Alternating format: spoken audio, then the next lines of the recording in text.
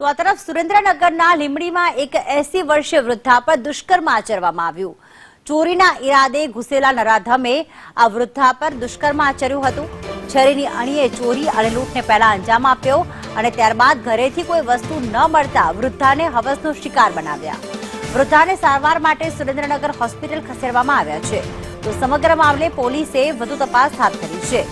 એક ચોરી કરવા ગયેલો જે આરોપી હતો તેને પહેલા તો લૂંટના ઈરાદે છરી બતાવી અને ત્યારબાદ જ્યારે ઘરેથી કોઈ વસ્તુ ન મળી ત્યારે આ 80 વર્ષીય વૃદ્ધા પર આ નરાધમે દુષ્કર્મ કર્યું હતું। લીંબડી તાલુકાના ભોયકા ગામની આ ઘટના છે કે જ્યાં 80 વર્ષના વૃદ્ધા ઘરમાં હતા અને એક આરોપી ઘૂસે છે। તે છરીની અણીએ લૂંટ ચલાવવાનો પ્રયાસ કરે છે, પરંતુ ઘરમાં કંઈ જ ન હતું, જેના કારણે ઘરમાં ત્રાટકેલા જે શખ્સ છે, જે નરાધમ છે, તેને વૃદ્ધાને પોતાની હવસનો શિકાર બનાવી। લીંબડી તાલુકાના ભોયકા ગામની આ ઘટના છે, જો કે હાલમાં વૃદ્ધાને સારવાર અર્થે ખસેડવામાં આવી છે।